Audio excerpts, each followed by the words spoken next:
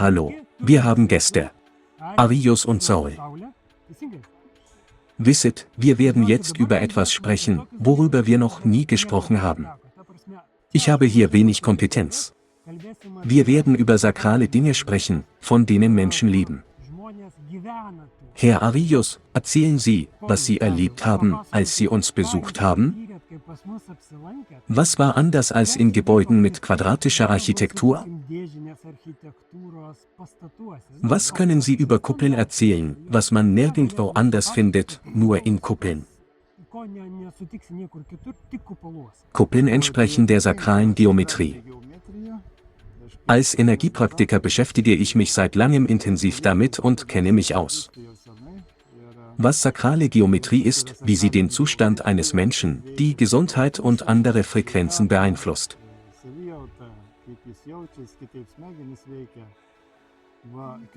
Ein Standardhaus, wenn es eckig, quadratisch oder anders ist,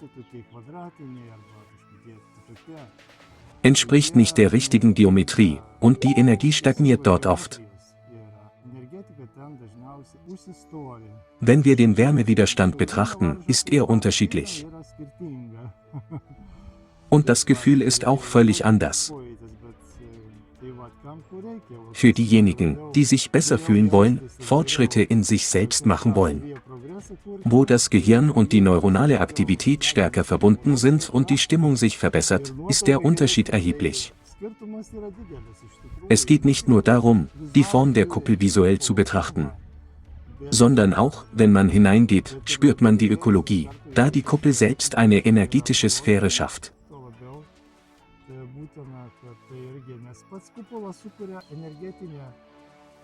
Was ist eine Sphäre? Es ist wie eine Aura. Die Aura eines Menschen ist auch oval oder eiförmig.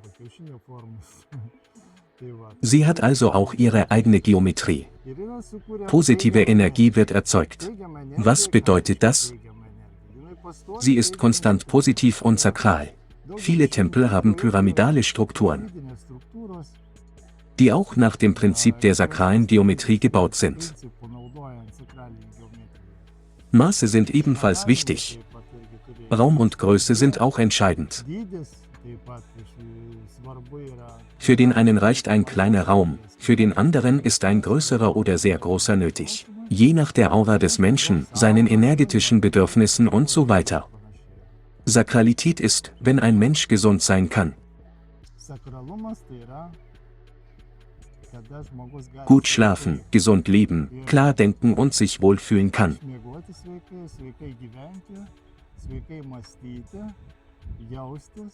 Dann fließt kreative Energie.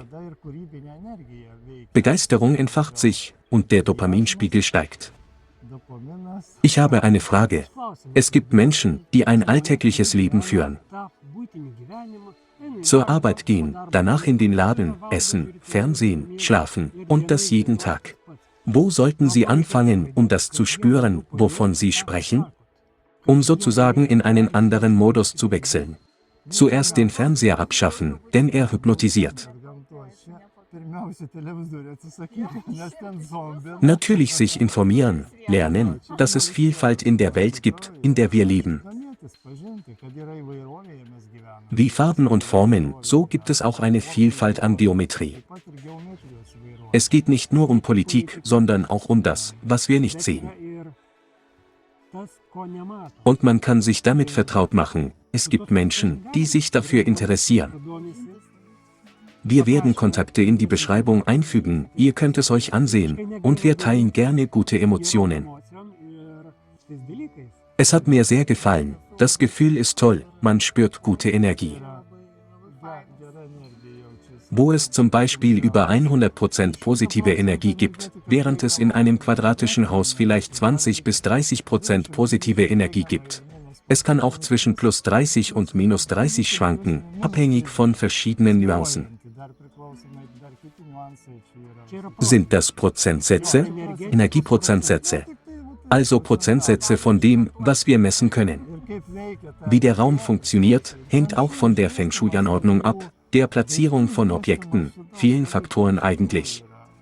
Wie der Raum der Erde gefunden wird, der Ort, auf dem es steht, das Magnetfeld, die Gegend, denn jeder Ort hat seine Geschichte. Es ist wichtig, mit der Geschichte zu resonieren, sie zu verstehen und die Sakralität wiederherzustellen.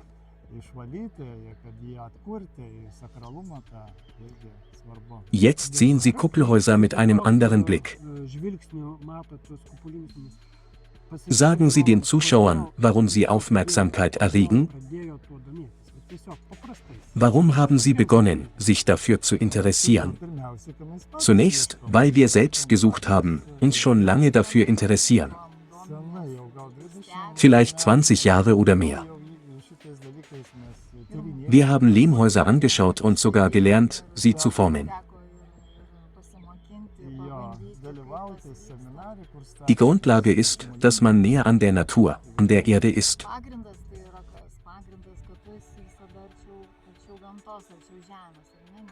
Wenn man hoch oben lebt, braucht man auch diese Erdung. Viele, die über dem 6. Stock wohnen, verlieren die Verbindung zur Erde.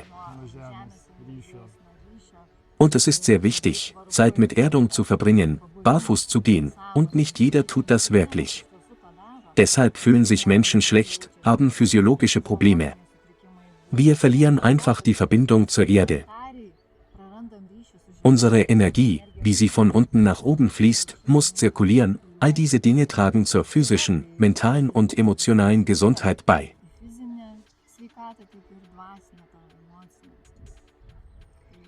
Jetzt haben Sie ein Werkzeug. Was ist das? Das ist eine Zedernflöte, natürliches Holz, umweltfreundlich, verwendet für Klangtherapie. Wir haben auch getestet, wie der Klang in einer Kuppel klingt. Es war interessant, die Akustik drinnen und draußen zu erforschen.